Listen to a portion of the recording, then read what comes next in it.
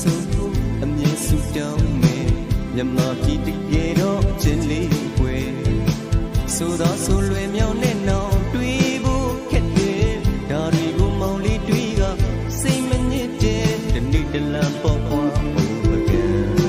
ဘယ်ပြီးမလဲနေ